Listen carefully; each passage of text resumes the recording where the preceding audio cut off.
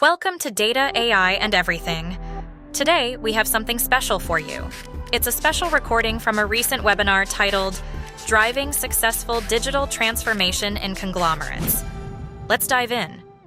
So welcome everybody. Good afternoon to those of you joining us from the Philippines, from Singapore, and good morning to those of you joining us from Baku or Azerbaijan. So my name is Sheppard. I'm the Chief Commercial Officer at Aboitiz Data Innovation. I have the great privilege today to be able to moderate two real data visionaries. And I think what's quite interesting and what's quite unique and what we want to dwell upon today are the challenges when you take a transformative or a digitizing vision and you apply that to a conglomerate. You know, Aboitiz, we have David Hardoon, Chief Executive Officer of Aboitiz Data Innovation, and we're joined by Meti Aslanov, who is the Chief Data Officer, not of Capital, the bank anymore, but he has gone back to Pasha Holdings and really looking at things from an ecosystem perspective. And the purpose of today is really looking at the digital transformation challenge as this pertains to a conglomerate. So without further ado, welcome Meti, welcome David, one from London, one from Baku. So we are gone truly global today and based here in Singapore. So perhaps if we get started, Meti, if I could first position this question to yourself, how did you go about establishing the sort of vision and how would that impact future critical decision making when you're looking at a conglomerate level? Like, what did that process look like? First of all, guys, thank you very much for inviting me and having me here. I just want to double check that you can hear my voice clearly and there are no issues. Loud and clear. Yeah, it's great. Good. Now, to move on to your question. So I think when you're dealing with conglomerate, the first thing to understand is that these are all independent organizations that just happen to have a single shareholder. Okay, They all have their own agendas, they have their own priorities, they have their own interests, they have their own P&L at the end of the day. And therefore, whatever is it that you are trying to create must be done in partnership with them. It cannot be top down, here you go, must do this, must do that. That will most likely backfire. And so when we were trying to come up with the strategy and the vision as to how to do this, this was one of the key principles that we were thinking about, is that it must be done in a way that is a partnership. Second thing that we identified early on was that what really makes the difference is the people. So we need to find the right talent to help us drive this change within the organization. Now, when I say talent, what I mean by that is that I would say the people who really believe in the vision that we are trying to do. So they would become our champions within the organization. And then with these champions, what we started doing is we started identifying opportunities for each of the organizations in this transformation. And then through that, we started focusing on, okay, how could we as a central office, let's say, enable these guys to monetize each other's data, in our case, monetize each other's network contacts and so on and so forth. And then, so our strategy essentially went from people to infrastructure to managing all of this, like data governance and so on and so forth. And then lastly, once all of this was established, the last thing is to use all of this to start trying to get monetization running, use cases, implementations, and so on and so forth. So in a nutshell is that you start with people, you end up with analytics, and then in between you have to have both technical infrastructure as well as the governance. But it has to be a shared story. It's very difficult to get this stuff up and running just by forcing people. It doesn't, in our case, we saw that it was not working. So we had to have their buy-ins. Sure, fair enough. And David, what's been your perspective from the Aboitiz conglomerate? Because, and what actually, perhaps before we go to David, Meti, I think a large number of our audience won't be that familiar with the Pasha group. Perhaps you could just give a brief introduction, because I think that helps set the scene for some of the challenges that are going to come down the line in our conversation, like your core businesses and that sort of thing. So Pasha Holding can be divided into two parts. We have a financial and non-financial arm. The transformation that we started with the financial arm, this essentially two largest banks in the country, one commercial, one retail, two largest life and non-life insurance companies, as well as a number of smaller entities like online marketplace, digital wallet, transportation payment cards, and so on and so forth.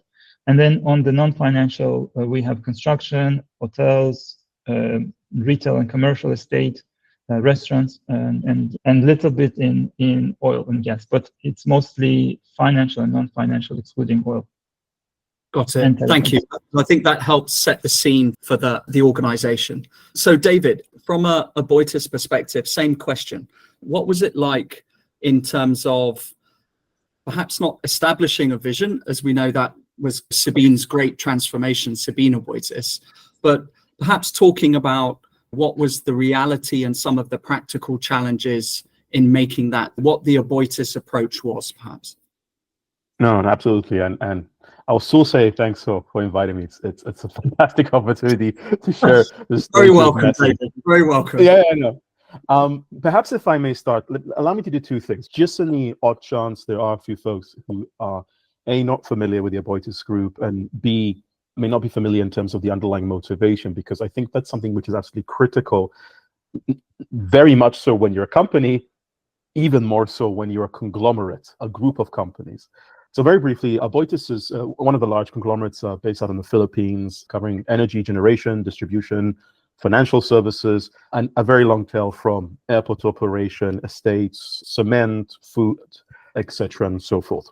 One of the visions that came about, and I think this is now coming up to 4 years, if I'm not mistaken, the head of the group, and I honestly don't think this is dissimilar to any other group, can ask the question of, we are a multiple of companies that, while are diverse, have synergies and have an opportunity to really capitalize on one another. We need to do so. So that was the rationale and intention behind the great transformation. Now, to address your question, on top of everything that Meti was saying earlier, I think a couple of things that are critically important, and I know I may be from the East kind of thing, but it's important to state this obvious, especially when dealing with that multiplicity of organization, is that every conglomerate, every group of companies is different.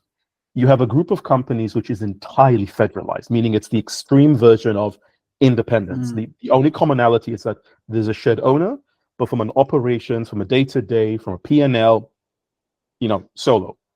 And then there's the opposite extreme of conglomerates, whereby it is entirely centralized. It is, while operationally there may be a sub-GL, actually it's a one P&L type of operation. So number one, it's very important to identify where you are in that spectrum, because that would be one of the challenges in operationalizing any intent of creating those potential synergies, identifying the partnerships and how to approach those underlying partnerships. Then the second element, which I feel is also important, is, and I honestly don't know how best to describe it, but a lack of a better description, the risk appetite. These, and I'm deliberately trying to put a positive spin, but these are some of the difficulties and challenges in terms of manifesting it. Is what is the risk appetite? What do I mean by that? There is things that we know. For example, if I collaborate with company X, we know that this is something that we need. We know this is something that will benefit each other. We know this will create an additional momentum. It's almost an obvious. It's now just a question of who ponies up the cash or who does what. It's more about an execution. Granted, there's some maybe elements in the fringe on to what extent would it work? Is it a one-off? But we're relatively aligned in terms of the benefit that it can bring. Then there's the other dimension of you just don't know what you don't know. We think there is a value. Now, the problem with the statement, we think there is a value, it takes effort, not necessarily just cost in terms of money. It takes people's times. It takes away from their operational day to uncover that. So when I say it's important to identify the risk appetite, is where is it that an organization, and the group in this case, wants to put their effort? Is it really just saying, look, you know what, let's just tap on what we know, put aside the new deltas, the new additional stuff and all that?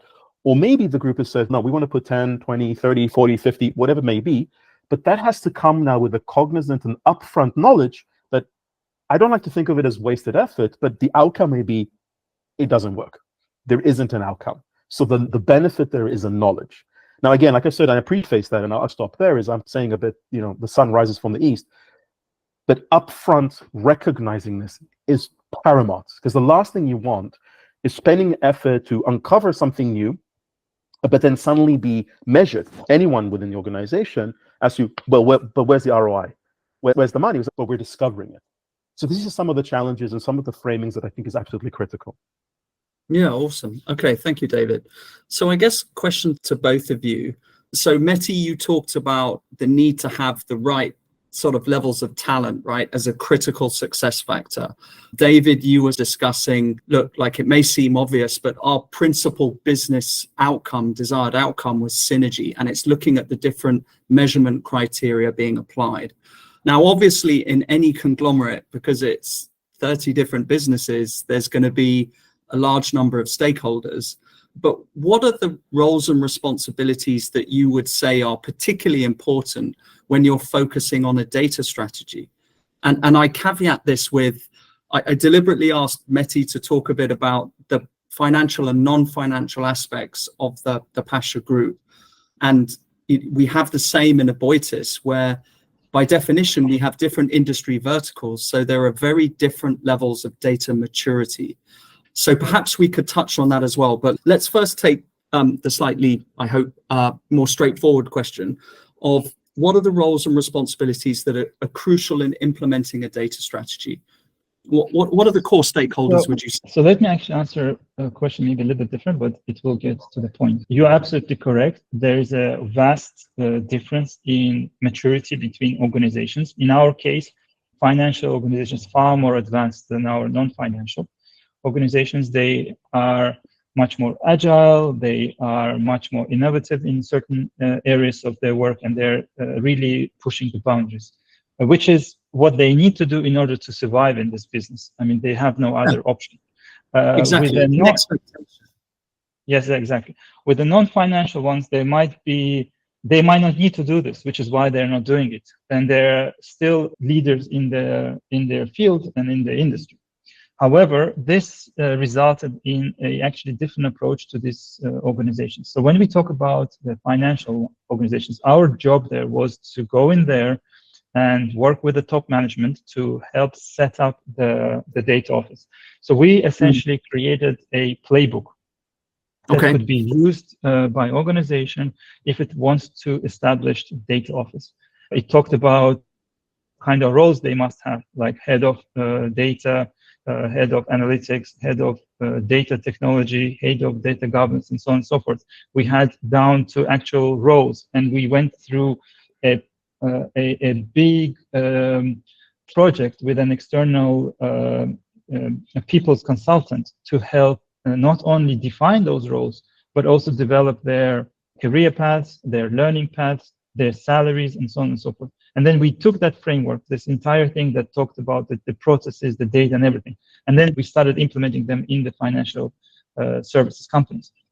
We hired people, we established the teams, and then we handed all over to these teams, and we just set them KPIs and start measuring them. So they were doing this whole thing by themselves, okay? And we were just measuring, are they doing it or not? Obviously, they had questions, we would answer those questions, and so on and so forth.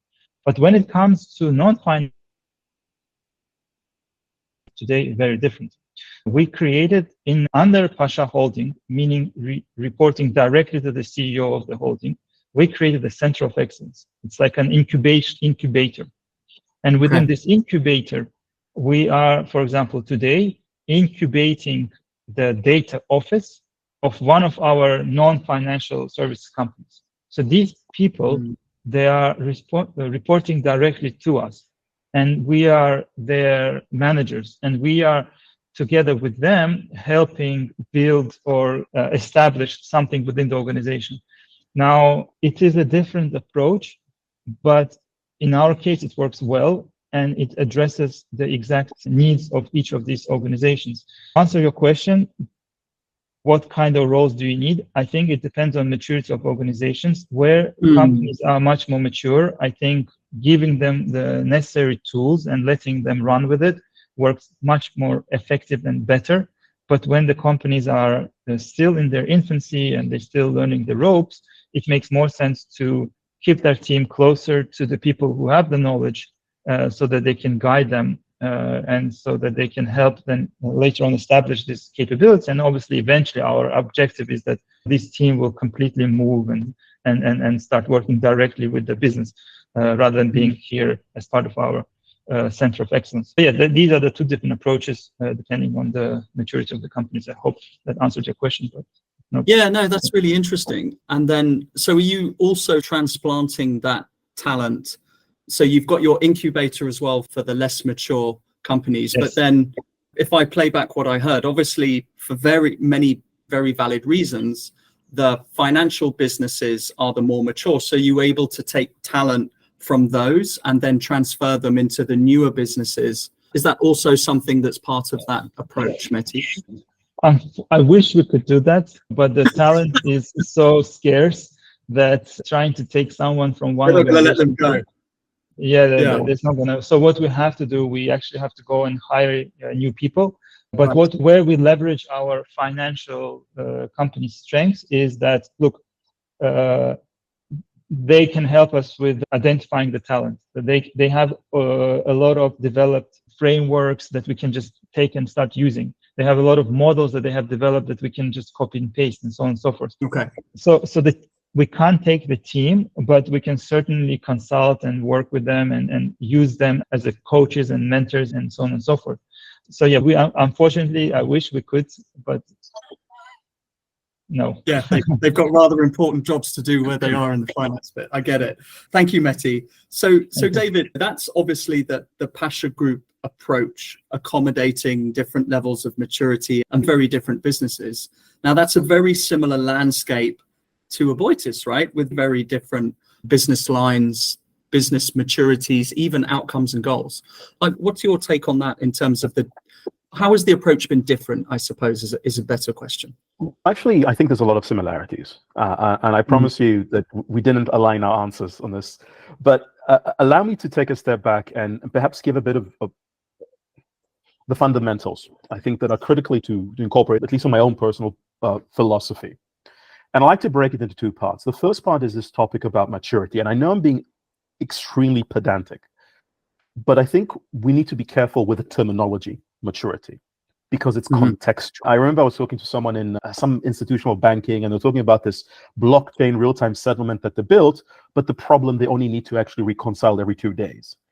The question is, from a data point of view and a data professional perspective, you may say not mature, but then from a business objective point of view, actually that they are mature, because that is the maturity that they need. So that what I'm saying is that it's very important to calibrate the maturity. So that's number one. And once you do that lens, you're realizing, actually you need to be, and again, just for the sake, no one likes scales, but just for the sake of argument, you need to be a 3. You need to be a 7. Actually, you're a 1. You don't need to be anything more than a 1. That then allows to take the step back and identifying, well, what is really needed on an operational day-to-day basis to make sure that business objectives are being met effectively. Vis-a-vis what potentially needs to be centralized. Again, just completely left field example. I don't know, I'm sure Tristan from the food business will tell me otherwise, but you basically you may not necessarily need someone that does quantum mechanics in the food business. Again, just an extreme example of that. And that kind of goes to the second point, which I'm a big believer of. In fact, I've only refined my view about this over the years, is what I call hub and spoke. Because there's this eternal debate of, should it be centralized? Should it be federalized? Should it be centralized? And I think very much to what Meti was saying earlier, it depends. It could be a situation whereby you just simply don't have the people, not because you don't want to, you haven't hired them yet, or you haven't trained them. I need to help you centrally. but it doesn't negate the fact that I actually want to let go. I want you to have a team, and I want you to be able to do it, versus a situation whereby, like I was saying earlier, you just don't need that function. And also, let's remember, and I always used to joke that the data scientists or AI scientists now, or professional, or whatever you want to call them, are a bit like unicorns. Once you find them, lock them in the room and never let them go, because they're just so far hard to find. They get bored really quickly. So you may have a situation where organizationally saying, no, I'm going to put you in a central function just so that I can give you a different problem in next quarter. Again, to that point, again, obviously there's the availability of people that comes into play, but so these are two things which are really important: maturity and the contextualization of it, and then that hub and spoke, because being cognizant of the nature of businesses, nature of operation, that also sends a very strong message. I'm not here to do your job. I'm not here to take credit. I really am not. I'm here to help. I'm here to give an unfair advantage. So if your goal is to train people, and for example, we've worked with a few of our businesses, which said up front, David, our objective is to train our own team. Absolutely. So while we've created those training programs, we're helping. But the moment you're already having a sufficient mass of people, all's good. Just call me if there's something that is needs augmentation. Call me if there's something that needs beyond, but you're good to go. Another may say, David, it's not my core business. I run X. Can you support me, whether it's in terms of actually even going down to engagement with vendors, architecture, diagram, solutioning? Just, can I just rely on you? And that's actually a phenomenal value that a group has versus an independent business. You can actually say that. Yeah. You take care of that. I don't worry about that kind of element. This is also what we've been trying to be very candid, because obviously it's a lot of businesses and there's a lot of orchestration that has to happen. But that's the fundamental, I guess, foundation of what's been trying to achieve and what's being done. Okay. Gentlemen, I'm being quietly and discreetly pinged by our marketing team to say that we are behind schedule already, and we have done section 1 of 8. If I move us on to data management and governance, Meti, if I can ask you this question, and then David, I'll ask you a subsequent but different question. Perhaps we can accelerate a little bit. So Meti, obviously data management and governance, critical component, foundation stone, blah, blah, blah, of any sort of transformative project. So can you explain perhaps the data management lifecycle and its importance as it pertains to your transformative strategy? Okay, look, last year we worked on a large project where we tried to figure out what's the value that the customers bring to our ecosystem. And thanks to Aboitiz, we did this together with them. I think it was one of the key projects that we did last year. That project could not have happened without good data management. And I explained to you why. So essentially, the essence of the project was to evaluate the value of the client. In our organization, a client is a member of multiple organizations, and therefore I need to be able to pair them together. I need to know that Meti is Meti, and Meti can be in 3 different companies. Now, if I am measuring the value of Meti separately, then that value is minimal. But if I join the Meti from all the 3 companies, then the value significantly increases. And without good data management or data governance practices, it's impossible to do this. Okay, you are not able to clearly identify your customer. You are not able to clearly monitor whether what's happening with the customer, is it needs of cleaning, or do they need to be updated, and so on and so forth. Now, very briefly, how did we do it? So we are using third-party applications to essentially create a catalog of all the data that we have. And then for each data element that we have, we work with our businesses to define data quality rules, meaning that, okay, how do we check that this particular data attribute is correct or incorrect? And then we work with our data stewards who are sitting within different organizations and trying to clean that data, bring it to the same standard, so that then later on we can merge it together and do analytics. So to me, analytics without data governance is really, it means nothing, because you can't trust the data. I think it is a critical component of data office. Okay. That answers your question. It does. That's great. Thank you, Meti.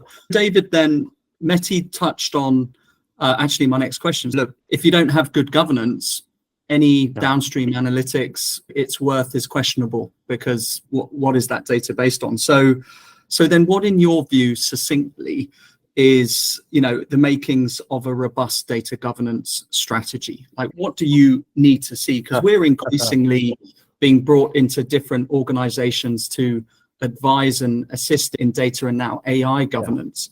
So what do you think separates the good from the bad? And I'll try succinctly. I call that one. I'll just say it's 3 points. And of course, if it was easy, it'd be done everywhere, but I don't think it's easy. But there are 3 points. One, it should not be thought of and created as a legal document or compliance document.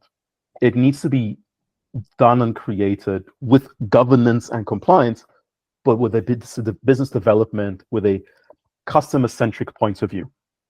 That perspective is absolutely critical. Why? Is because you want the business to adopt it. You want the business to see the value. And if we call it a spade, I don't think in large swaths, businesses really truly appreciate or understand the value of governance or compliance unless something goes wrong. So if you change it from a perspective of, we can achieve your business goal, we can do that. These are the mechanisms in order to achieve that, rather than flipping it from the other side of computer says no. Second one, and it's something that we've been experimenting with, again, to be very candid, is quantifying the financial value.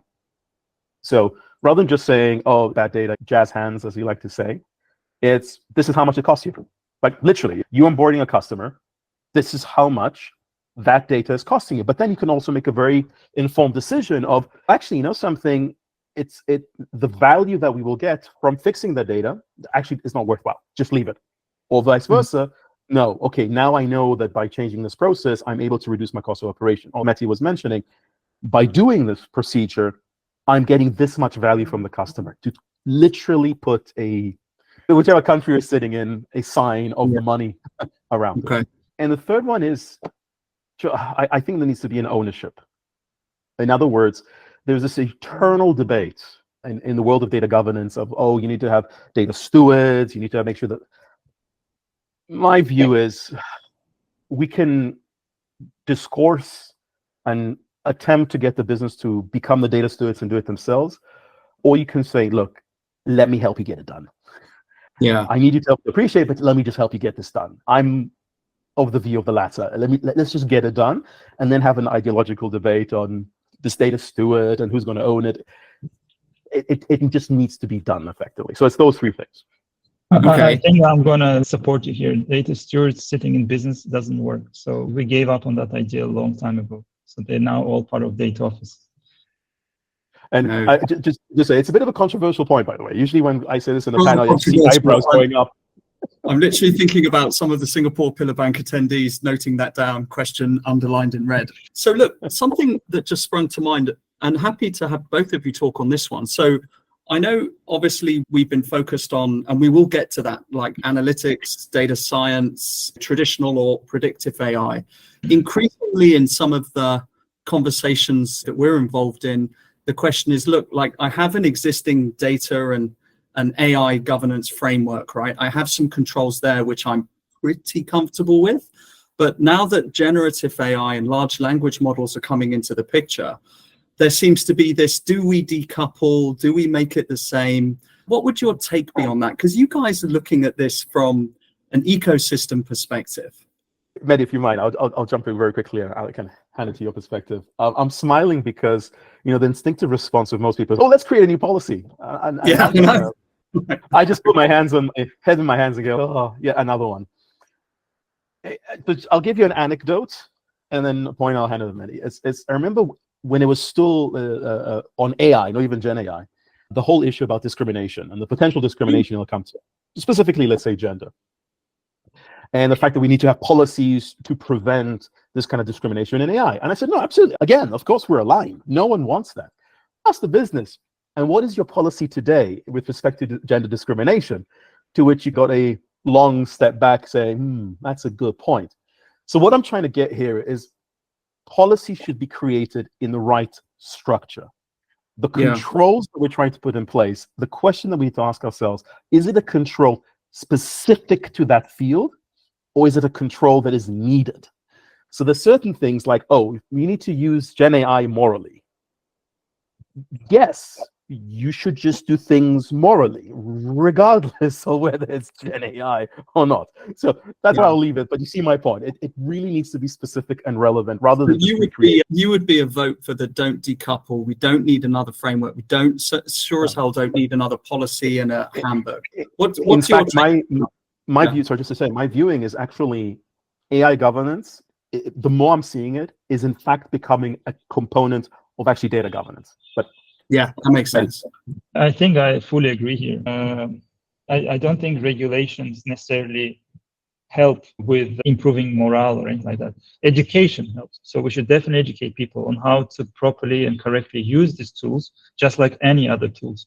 For example, in our case, we are now starting a project where we're going to try and see how Gen AI could be used by our developers to speed up the development. And especially in countries like ours, where there's a scarcity of resources, having these tools, they can really help improve productivity. So in our case, we are approaching this through an angle of, one, building up right infrastructure and making it super easy for everyone to use, and two, educating people on how to use it so that they can derive most out of it. And in terms of regulation, yes, in our case as well, it is mostly going to be done through our data management and data governance policies and processes and so on and so forth. Okay, so you don't mind me jumping in very briefly, because of the point that Meti said there, which, and in fact, I even wrote it down, education. I honestly can't emphasize this enough. And why do I say that? Is because if you do have a policy, even if it's a necessary policy, if it's not known, it's meaningless. In the end of the day, whether it needs to be codified, which there are situations which it does, don't get me wrong, and when it isn't, it's simply an interpretation of it. It's a guideline, just to be semantical. The emphasis has to be in educating. And if I quote, I always forget the name of the person. You have to say something at least 7 times for someone to get it. Education, and just keep on doing it until it's understood and used in the organization. Sure. Thank you, David. Meti, if we rewind to the beginning, you talked about data monetization being a key desired outcome of the transformation and digitization efforts at Pasha Group.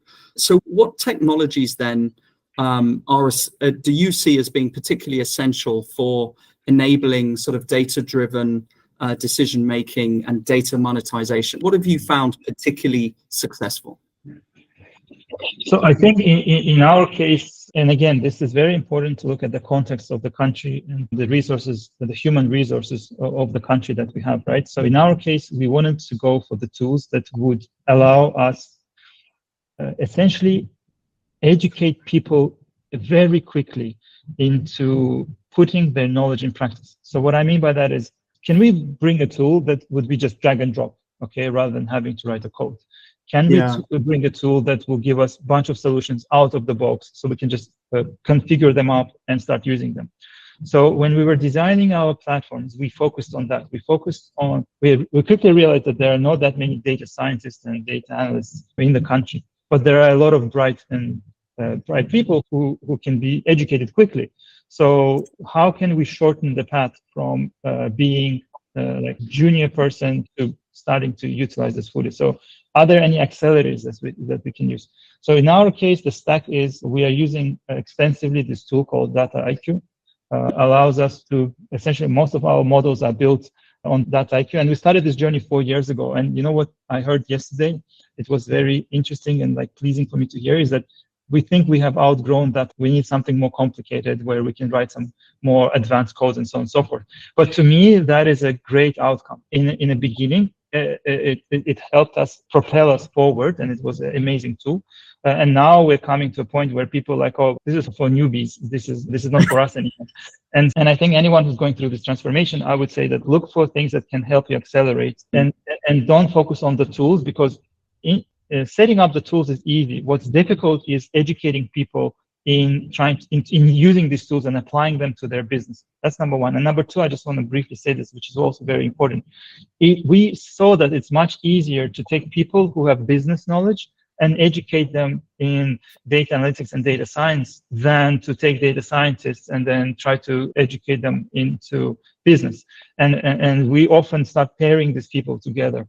So try to find people who are data-driven, who are data-savvy, that are sitting within your businesses, that have interest in data, then give them tools that can help accelerate their learning, and then make them into your analysts and the people who will start deriving money from the data.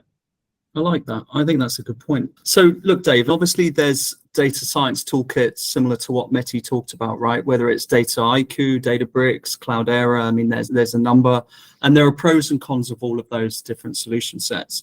But why don't we look on the other side of it? So Meti talked about helping accelerate people's ability to produce and to transform that business domain expertise into an analytical model. What about one of the very obvious takeaways with being part of a conglomerate is if you've got 30 plus brands, 30 plus businesses, you have huge amounts of data, and data sharing is going to be a key aspect of any success criteria. That's what you touched on, right? Like, how can Sabine's vision was like, look, how can the businesses take advantage of the synergies of being part of a conglomerate? So data sharing is implicit. Like, what technologies or unfair advantages would you share as part of that journey as another aspect of the sort of tools discussion? No, absolutely. I'll try not to belate the point here as I'm answering, because I think it's also very important here to just go back to my point of what I said earlier about the knowns that we know and the ones that we don't. Yeah. Why do I emphasize that is because a lot of times there is and again, understandable, almost like a default, like, Guy, I already know I want these names of these customers, or no names, or these performance of these customers, or Meti, I already know I want that. Or we just start sending it over to each other over email because it's quick, it's dirty, and it gets it done. Yeah. It's extremely important to have the discipline, unless it's a genuine, and I really mean it, genuine. I'm going back to policies and governance here, a one-off. And even then, I'm a big advocate of not using email to send any form of data. Okay, but if it's anything more than the one-off and it is really meant to be something that we're actually leveraging on a continuous basis, it's important to put in place a more systematic type of approach in achieving that. The second one is that appetite of, hey, is there gold behind that rock that we're just not seeing? It because I'm so focused on A and you're so focused on C, we're just not seeing B because there isn't that ability of the commonality. And a good example that we've had, if I look in our group in terms of using power consumption data on customers who are non-banked to provide them banking services. When you look at it in hindsight, you go, duh, but it just wasn't there because bank is focusing on bank and the traditional credit processes and all that, and power is doing power. And then you say, but hold on a second, these are customers which are paying mostly regularly on a ongoing basis, but they don't have a bank account. How do we combine those possibilities together? And that's where, for example, we've used Harbor, which is a data privacy, info security, data governance and data preserving type of environment. And what I want to emphasize with that is there is today the technology, whether it's what we've been using or others, to solve the info security and governance issues. I can't emphasize that enough. When I go into meetings and the response usually is, oh, we can't do that because it's because of governance. No, I'm sorry, that's an excuse. And that goes back to my earlier point about policy shouldn't be written by lawyers. It should be written with a business and objective. In other words, this is what we need to do. Okay, how do we do it in assuring there's info security, there's privacy preserving, there's accessibility, etc. And what you will find, and we found that, and in fact now other organizations are using the same type of platform, is that, hey, look, it's ticking all the compliance box, even across border. We look at some of the organizations we've supported. So I think that's really important. One is to nudge yourself from the comfort of, I'll just send it over an email, I'll just share a point, it's easy. It doesn't instill that ability of growth. It doesn't instill the ability to accelerate, and I call it as you end up with a gopher behind a computer who has to constantly click a button. And then, of course, having a similar or different environment in order to create those new opportunities. Yeah, absolutely. Both of you have talked about this, and I know that it does feel like we have this unfair advantage with the Harbor platform that enables secure cross-share of data. Really, us, let's be honest. Not to interrupt you there, but I think, because look, at the end of the day, the topic today is about conglomerates. groups and transformation. And I know I'm being Captain Obvious. There is an unfair advantage, and groups and conglomerates need to constantly remember that they have an unfair advantage in using it. For example, if I was going to a power company, which is not even the shared owner and completely independent, the amount of convincing even to explore the opportunity to test it. This is why the fastest way to kill a conversation is saying the word data sharing. But it's realizing, hey, your owner is my owner. If I muck up, you could be rest assured that my head is going to be on the chopping block. I'm not going to waltz home saying, oh, I'm sorry. So this is something, whether it is in terms of technology, but in terms of experimentation, but in terms of validation, but in terms of people, it is a genuine possibility to materialize transformation. Okay. I'm being reminded rather pointedly that we have 3 or 4 minutes of freestyle chat time before we open it up to questions. I'm also conscious when I look through the kind of discussion guide that we'd put together that the actual title is The Challenges in Conglomerates. Yes, there are unfair advantages, David, and for our Aboitiz listeners, we are privileged, etc. But we are here to discuss some of the challenges, and I think we've touched on that with Meti talked about talent shortages specific to the geography, about trying to have people that have domain expertise, business knowledge, training them in the in an analytical environment to improve modeling output. Surely the holy grail, if I go off script a bit, for any sort of conglomerate challenge is conglomerate transformation program is the systematic use of the unfair advantage, be it AI, be it analytics, be it dashboarding, whatever that's going to be able to commoditize that talent in the way that, well, not commoditize, but perhaps incubate is the better adjective with, look, we know you're not there right now. The holding entity will create this data management office for you. And then when you're ready, they switch reporting lines from us to you. And you don't have some of that startup cost that you have to absorb as you make the leap from more manual, instinctive perspective to something more data-driven. If I ask you, Meti, I see you've come off mute first. What are the challenges, perhaps is a better question, that you're still grappling with at Pasha? What are some of the areas that you don't have the answers to yet in terms of where you are on your journey? I think that would be quite interesting to hear from you on. So I want to touch a little bit upon this ecosystem that we are building and talk about challenges there. So the biggest challenge that we are facing now is how do you operationalize everything that we are doing? How do you make it so that you don't end up with 2 data teams, 2 data infrastructure teams, 2 data engineers, whatever. I'm just saying 2, but it can be like 50, right? Depending on number of companies you have involved in here. Structuring the business or structuring the org chart is, to me, the biggest challenge today.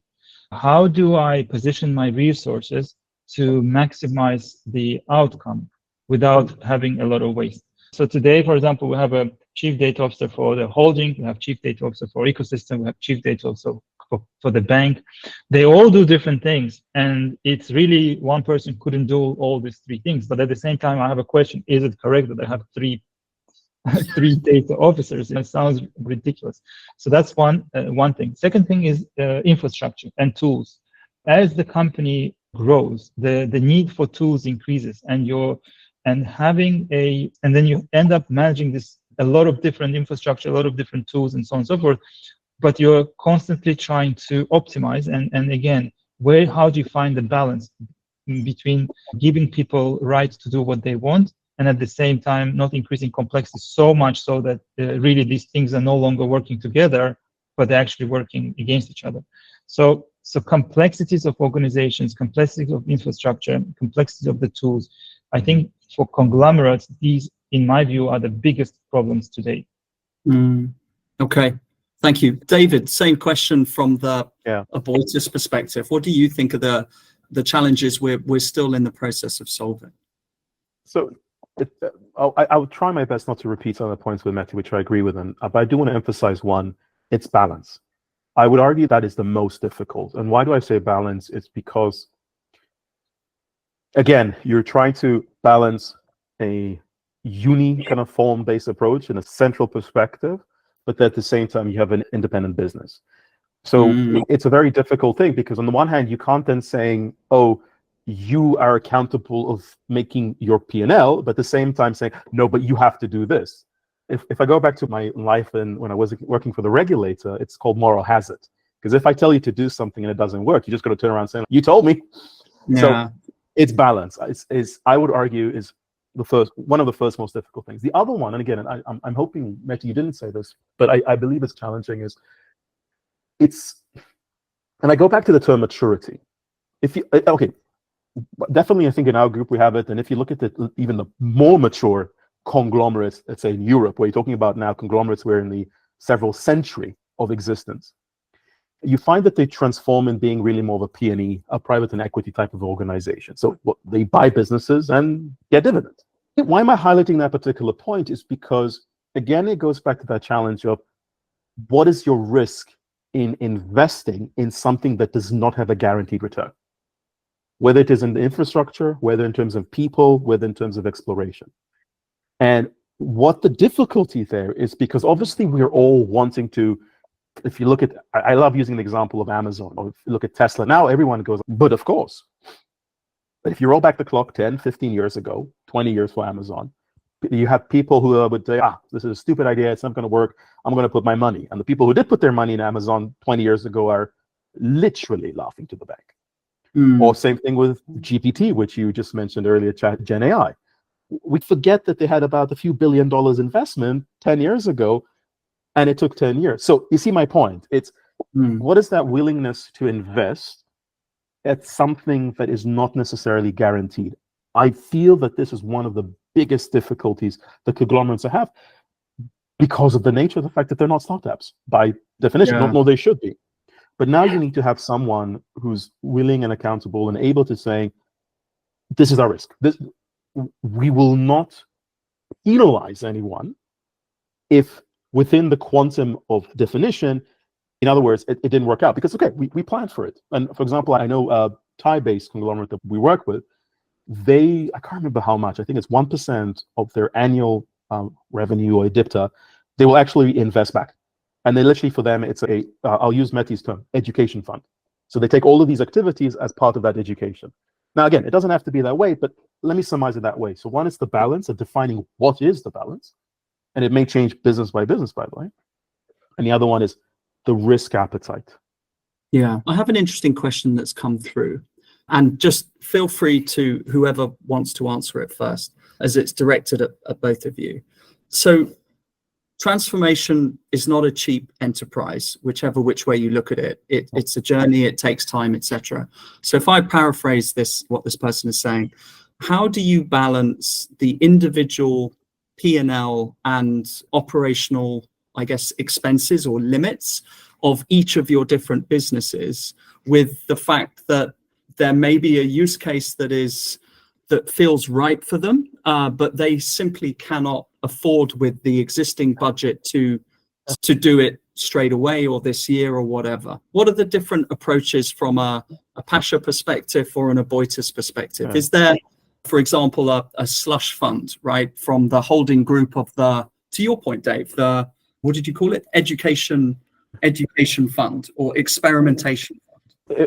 Since I have my mute off, I'll quickly say two things. One is transformation needs to be defined. It's very easy to say, oh, we're doing transformation. Again, jazz hands.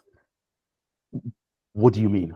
Why are you transforming? Is it really a process of exploration and possibility? Is it because something is not working? Is it because, again, Captain Obvious, but it's very important, even down to individual initiatives within the broader transformational goal. Second one is I'm a big advocate, doesn't always happen, to have two layers of experimentation, slush fans, whatever you call it.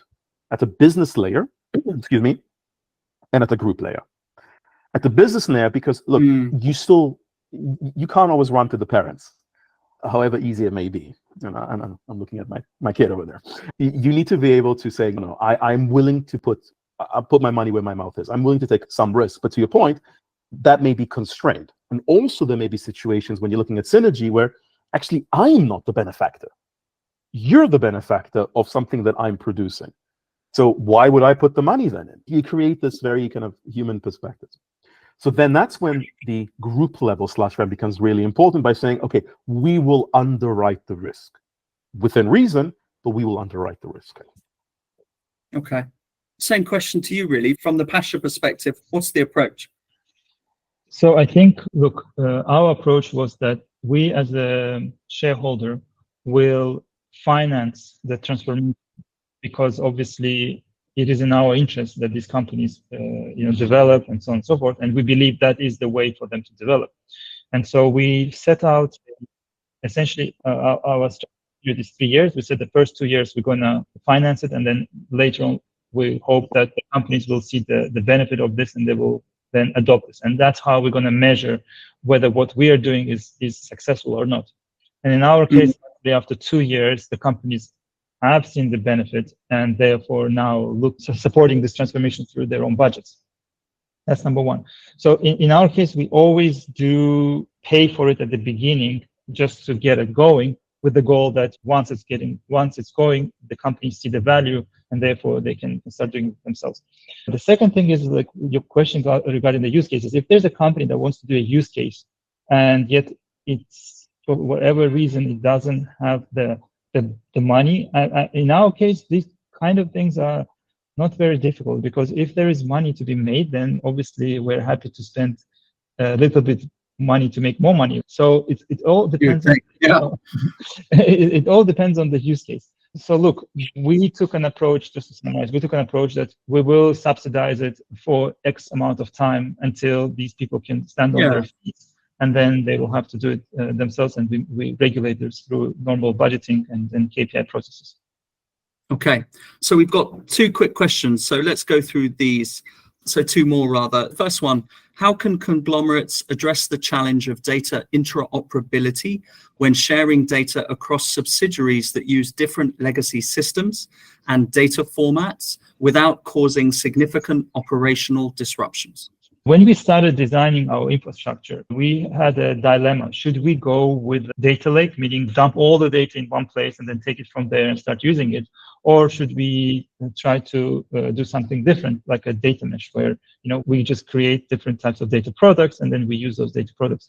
Now in Conglomerate, I think data mesh is like an ideal solution. So you have a lot of these legacy systems that have a lot of legacy data, but there's certainly someone in this organization that understands it and that could probably create a data product that could be useful for us. And then we no longer take it from their source, we take it from the data product. And this is managed through our data management and data governance process. So in our case, our system is set up in such a way that we don't dump all data in one place. We create different types of data products, and then we use those to do our analytics, and it overcomes this issue with legacy, as if there's a barrier like between the legacy system, us, and the barrier is this data product.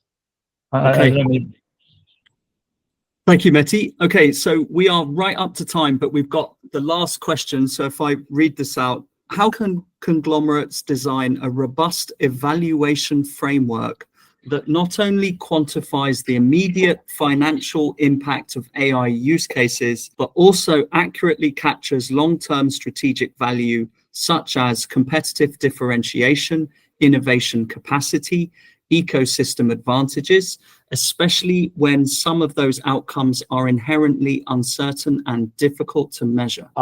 Let me try and give a succinct answer. And whoever asked that question, I'm happy to have a separate conversation in more detail. Again, this is exactly the point I was trying to make earlier between a P&E, private and equity, and startup mindset. This is a right question. I completely understand this question, and it's a question that should be asked. The challenge is with respect to maturity. If you're dealing, let's say, in Google, I would ask this question. If you're setting up a new startup, you cannot ask this question, because we don't, and that's what I'm saying. If you go look at when Anthropic started, it was an idea. You didn't ask them in terms of your long-term exact quantified value. And this is why it's so difficult when you're dealing it within a conglomerate, because a conglomerate is an existing established business that's been running what it's been running for a very long time. And you're suddenly saying you need to evaluate certain things and certain activities, not in the lens in which you evaluate your other businesses. So again, this is not a right or wrong thing, but this is where it's very important upfront to call out the spade of, are we only going to focus on the things which are definitive? In which case this will be the case. And again, it's not right or wrong, but then it's literally, don't waste your time and money exploring the unknown transformation, because you will not be able to fit into this framework. If you are able to then say, no, we are going to take the startup mindset and saying, I'm willing to risk, again, I'm throwing numbers in here, 5 million to invest in a company which I don't know definitively whether it'll be successful, but there you go. That same framework in assessing that company at its early stage of putting that money, that's exactly the same framework you would use. You are taking a risk, you're taking a bet. Okay. Meti, do you want to close us out? Is there a specific success framework that's being applied that balances short-term, long-term, intangible versus tangible benefits when you're prioritizing different use cases or innovation budgets?